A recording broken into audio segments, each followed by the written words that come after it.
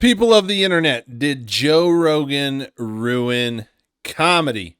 That's what we're about to find out. Is there any way to help people who maybe don't understand the effect that more broadly, not just the podcast itself, but more broadly, Joe Rogan has had on comedy? And I want to ask this in the following way, which is I came of age with really beginning into comedy after college. And, this was still the time of Patrice O'Neill. Bill Burr certainly was part of that. Colin Farrell, just a bunch. There's a bunch of guys at that time. And that kind of shaped the way that I saw things. At that time, Rogan was not considered even on their level. He was an LA-based guy, and he had the UFC connection. He was on Fear Factor. He did news radio. He had done some things, certainly. But as a stand-up act, if you had asked me in 2006 who would be the biggest name in 20 years, maybe I would have picked O'Neill. Maybe I would have picked Burr. I would have gotten pretty far. I would never have picked Joe Rogan, even as like him with Doug Stanhope. I would have never picked him over Doug Stanhope. No, people would have picked. There was a point at which Stanhope really just decided he didn't care about mainstream success. So, but yes, Stanhope was considered to be, when people talk about who the inheritor of the Bill Hicks flame, it was often Stanhope, and not. You have to realize that Joe Rogan only became one of the best comedians when his podcast became the best podcast. Isn't that a coinky dink or no? The thing is Joe Rogan bought his way into comedy. The reason he stayed around with these guys, all these big names, is because when these big names were coming up, he had that Fear Factor money, and he was paying them to come on tour. Joe Rogan himself says this. Ari Shaffir said this. A lot of them have said this. Joe Rogan, though, only became a great, one of the best, top comedian when his podcast had success. And you'll notice that because these guys say they didn't even know who Joe was. Most people didn't even know who Joe was outside of Fear Factor. I don't think Stanhope wanted it, but yeah. So how did it get to where we are that it completely subverted what we had thought was going to happen? So it's funny you say that, because I remember I've been in the Bay since '97. So I remember when Rogan first got booked at Cobb's Comedy Club, and this was a club that it's bigger now, but at the time it was like 175 seats, and this was right when a news radio had been canceled, and so Rogan was like going back on the road, and people really knew him as a sitcom star, and he was going back on the road, and so I remember going to see him, and it was really like a very mainstream men and women are different, like sort of like Rogan is a notorious stool fucker, as we say in comedy, like a guy who he had a bit where he would get on the stool and pretend to be fucking the stool, which is like, if you look at it, a lot of comics have a lot of judgment about comics who do that. Like it's about, there's a way to get the audience to react. And he would, the way he's telling this, everybody back then knew Joe wasn't a good comedian and made fun of him.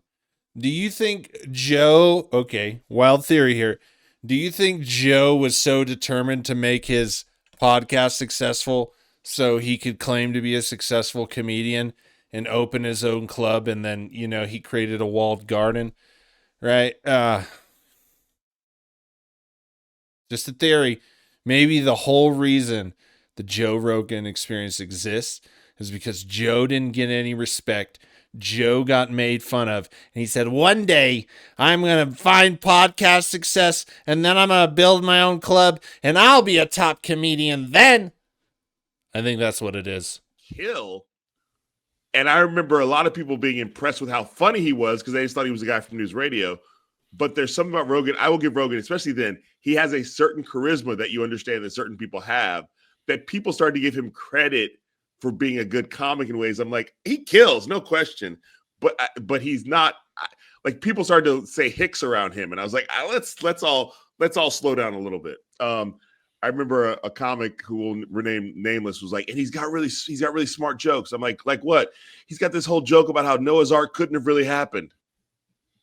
was like, where's the smart joke? Like I think we all understand that that's a metaphor. Like it's not. Like I think so.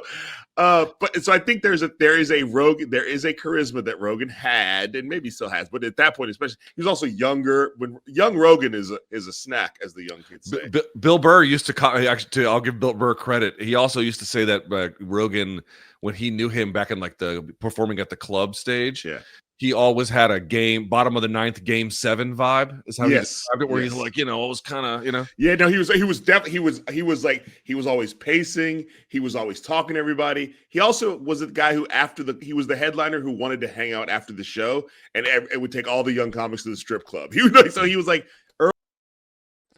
That Epstein theory is starting to sound pretty good, isn't it? It just the more we dig, the more we know. Joe Rogan had a penchant for naked places. It's always them naked places. They'll find you out. And Joe was there. You see? Like a week or two ago, y'all were saying I was crazy. Look at you now. Look at you now. Early on, developing a friend of comic entourage around him. And I know guys who opened for him. I never was in that thing. And then I think the thing he did is he really, even before the podcast, his website started to be a place where he started to share his conspiratorial ideas. And he had a big message board, like an active message board on his website. So I think Rogan, much the way Dane Cook did, understood the importance of the internet. But because Rogan was coming from a more greasy underground way, and also the UFC probably helped, he had a diehard fan base that was probably more diehard than Dane Cook's was. And you know what I think? Joe's one of those hang around comics, but one of those ones that pays for everything. Because he said Joe was always talking to everybody and always wanted to take people out to the strip club, which, Joe had money, so he was obviously throwing down the money at the club too. And he seems like how Joe Rogan got successful or known as successful in the comedy world is he made friends and did favors and paid for everything. He's that guy. He's the rich guy in the friend group that nobody really likes, but they give him credit because he pays for everything. That's who he is. And now he's friends with all these guys, but they don't respect his comedy, but he's friends with him. So they let his, I'm one of the best in the world slide. So, but it was not different. Dane Cook and Rogan were not in that sense different. Rogan was just more X-rated. And I think that he therefore courted it. And then he got Fear Factor, which blew him up even bigger. And so I think the thing that happened with Rogan is that he understood marketing. It's like Madonna. Yeah. Is Madonna the best singer? Relationships. Is she the best pop star? No, she's not. But is she like an icon of her industry? Absolutely. And I think Rogan understood that part. But the stand-up comedy, I think, started to fade into the background. Whatever he used to be, he's not that anymore, to the point where his new special came out and his fans were like, one, I didn't know you were a stand-up. You know what I mean? Like, because he was, and two, a lot of Elephant Graveyard does the best version of this, just really like shredded that new special. Just really were like, whatever we like about you, this ain't it. And so I think the move to Austin really, it's weird. Having a comedy club that you own probably doesn't make you a better comedian. What's interesting, though, is like, on the one hand, I want to give him credit for changes, good or bad, that he is responsible for. On the other hand, like, for example, I mean, podcasting is something that would have taken over comedy no matter what. At the same time, in the 2010s, I know Maron predates him, but in terms of like one that really turned a cultural corner in a huge way, obviously his is the answer there. Yeah, I think we can give him credit for that. And I don't even know yet. It may have blown up, but I mean, remember, there's a clip that you might have seen of Rogan going on the Tom Green show. It's Tom Green because Tom Green was probably the first person to start like streaming on the internet when we all still had dial-up. And Rogan is sitting there, and you can see the clip, and he's like, "This is great," and it's just going direct to the people, and you can say whatever you want. And he was like, and this is Rogan, and probably in his post, maybe pre-Fear Factor, but definitely post News Radio days. And he's like, all you got to do is figure out how to monetize this. That's what he says. And people go like, that's the moment Rogan realized this was the future. So yes, somebody else would. So Tom Green was doing it before Rogan, but Tom Green did not have the bottom of the ninth. He didn't have that thing that Rogan had, which is like I call it the 1,000-yard comedy stare. Like Ali Wong has it, like, I'm going to be successful whether you want me to be or not. And I think that like some comics have it, and Rogan had it. And so by any means necessary thing that I give him credit for. It's just, what did you do with it, and what did it do to the comedy ecosystem? Beyond just, Yeah, I think, to be honest, I think Joe Rogan has made comedy stupider. It's just stupid. A lot, like, just flat across the board. Like, most comedy is not funny anymore. It used to be, if someone was a comedian, they would have to be funny, right? They would have to make you laugh. And now, I mean, shit, I'm a comedian. I've never done it, never had a desire to do it, but like, I'm a comedian. That's how much being a comedian means. And the Joe Rogan show just created a whole bunch of people desperate, looking for some kind of identity, and they all moved to Austin. And now comedy, the standard for comedy is so low that comedy's just not funny anymore. It's just so hard. It's so hard. Look at all the recent specials. You can't tell me there's been any good ones. the business of it, what do you make of the, I'm not even going to say the quality of the art form, but I mean, if we're going to give Rogan credit for, again, good or bad, depending on your view about what it's done to the business in terms of the sort of podcasting side of things, there's the other component about like, what kind of stand-up am I going to get going to a show now? And again, there are many forces that affect this beyond Rogan. So for example, I mean, you can't open TikTok or Instagram reels without just seeing Crowdwork. It's just all Crowdwork now. And again, Crowdwork always, you know who did Crowdwork? I mean, I'm not an expert, but to the extent that I've gone to shows, it always seemed to me more so the opener and then the mid-card guy would be the one that did the most of the crowd work. And then by the time you got to the headliner, they had a little bit more of a, an act. Yeah, they had an act to do. The opener, the mid, and the middle guy were like trying to fill time that they probably didn't have, whereas the headliner had an act. Yeah, they're trying to, exactly. And they're, they might be from the area too, rather than just somebody that they're bringing they can actually go, remember what that thing that happened that one time down the street? Down the street. Yeah, exactly. So the point I'm trying to make is, I mean, that's a YouTube thing. That's a social media thing that has now reverberated back into comedy. But to the extent that like Rogan, who has this Rogan sphere, and to the extent that he has benighted certain actors in the space, and there being like a downstream kind of influence more broadly from him and Kiltony and all these types, what has that done in your mind to what kind of comedy that you interface with when you actually go to the comedy clubs? I mean, I will say this. I think the problem is that people think that's all of comedy, and it's not all of comedy. It's probably not even most of comedy, that type of thing. It's just the comedy that the algorithm eats up the most. So I would say, for example, I live in San Francisco. Every Sunday night, they do a thing called the Sunday Night Showcase, where you get a variety of mostly up and coming comedians and some veteran comedians local, where you're going to see, not all comedians are trying to do crowd. Most comedians aren't trying to do crowd work.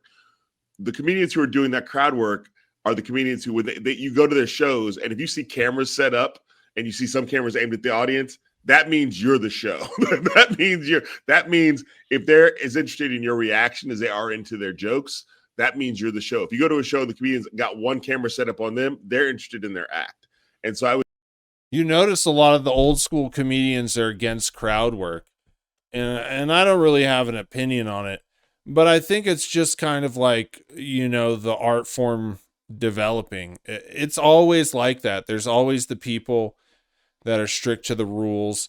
You'll see this in sports. You'll see this in fucking gaming. You'll see this in, even like games like chess. You play certain strategies and it's always like that. And they always, when something new comes in, they always want to demonize it. But the smart thing about crowd work, and probably the reason a lot of people do it, it makes a lot of money. Someone figured out, maybe I should put this on there. It blew up. They made a bunch of money. And then everyone's like, shit. You have to understand that as much as people like their art form and doing their thing and being creative, it don't pay the bills, man. So a lot of changes throughout history, throughout a lot of things, your life is all because you need to make some money, And you can't hate. I just this argument is tired. It's kind of like another form of gatekeeping, like, oh, you got to do a set. I mean, honestly, comedy's got to be like the easiest fucking job in the world. You just go up there for 10, 15 minutes and talk some shit. I mean, it can't be that hard, you know? And these guys are just getting mad that other young people figured out that TikTok is the place for money. That's how I see it. I just think being stuck in your ways, you don't own the art. You don't control the art, and people are going to find new ways to do it. I would say, don't get confused and think that that is all of stand-up comedy. Now, it is a thing that like stand-up comics now have to, it's like the Rogan thing. It's like the podcasting thing. Every comic has to have a podcast because that's what comics do. And now comics feel like I do need to get some Crowdwork clips out there because that's the thing that we do now. But then you look at a comic like Josh Johnson. Do you know Josh Johnson's work at all? Mm-hmm. Like that dude is going up every week and making comics mad because he's putting out a new 50-minute set every week talking about the news of the day. And isn't that crazy? Have you guys seen Josh Johnson? I think he's done some pretty good stuff. But that guy has a new hour every week. And Rogan sat there didn't Rogan take like 25 years to release Burn the Boats? And he's making, you got to sit on it. You see, that's that same thing Rogan does, that gatekeeping. Oh, 2 years. It's always what he needs, right? Is the standard. Oh, you got 2 years to do a special or whatever the shit he says now. I don't even know what he says now. And it's always like that. But there's always people. That's the problem, is people try to control the art form and control the creativity of others by putting up all these gates, right? And at the end of the day, like, that's not true. Josh Johnson is a prime example that if you're passionate about something, that you work hard at it, you can do it all the time. And he does. Dude, shit, he's got to have like 200 specials by now. You know what I mean? And they're not, and some are better than the others, but they're far better than anything Joe Rogan put out. I'd say a lot better. They're actually pretty decent, you know? And it's crazy when you stop listening to these guys, what you can do. I really feel like that's the power of doing it your own way and counter-programming the dominant narrative. And he's already got a job on the Daily Show. He could just sit back and get those Daily Show checks. But the fact is that because he's doing that, the Daily Show then gave him a guest hosting gig that he probably would not have gotten. I'm going to say he would not have gotten if he hadn't proved himself to be a force online of his own. So I would say the big problem is that comedy is now seen. There was a point where there was a comedy boom, like when Netflix got involved, where comics get big checks for their specials. That's generally not happening unless you are one of the bigger comedians. Or a comedian who they feel like is like a Matt Rife, where it's like you've got the numbers online to prove that that people are going to watch this. When I did my Netflix special, I think I got money based on respect. Like I got a big check based on like, we like Kamau and the cut of his jib. Whereas now, many comedians you've heard of are just putting their specials up on YouTube for free. Comedians who are like, you would say, are not household names necessarily, but like Lewis Black specials on YouTube for free, Jim Norton specials on YouTube for free, Phoebe Robinson's brand new special. And that tells you that basically the value of stand-up comedy, the monetary value of stand-up comedy has gone down because the market has been flooded by these Crowdwork clips. Isn't that crazy though, that they all talk, and I'll show you a point. They all talk this big game like they're the best in the world, but they're all living off of Rogan and the comedy mothership. Mark Norman, on a recent podcast episode, I think he said he just finished his special and he doesn't know where he's going to do it himself. You know, if these guys were so big and were so funny, Netflix would be just desperate to buy up their specials. Matt McCusker got a special on Netflix, but I bet you that had to do something with Shane. Because if you've seen Matt McCusker's, good podcast he's like Mark Norman, good podcast host, bad comedian. Matt McCusker is among the worst as far as stand-up comedians in the Rogan sphere. But he's a nice guy and a great podcast host. I think at the end of the day, man, I think a lot of these guys are better podcast hosts than they are comedians, and they should just do it. You know what? I'll tell you something. If I really wanted to play the drums, and then one day I picked up a hockey stick and I was just like the ice god, but I really wanted to play drums, I would play hockey and make a lot of money and then build a house of drums, right? Just do what you got to do. And you know what? The chances are, if you're naturally really good at, like these guys are on podcasts, maybe you love it too. Maybe you'll learn to love it. I just don't know why they got to keep torturing us. And you see Crowdwork clips, Rogan, the Rogan sphere, everyone's a comedian. Now the market's oversaturated. The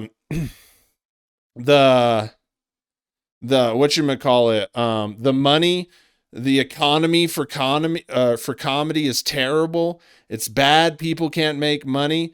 You know, Mark Norman, where's he going to release his special? And I thought of something. He probably ain't worried about it too much, is he?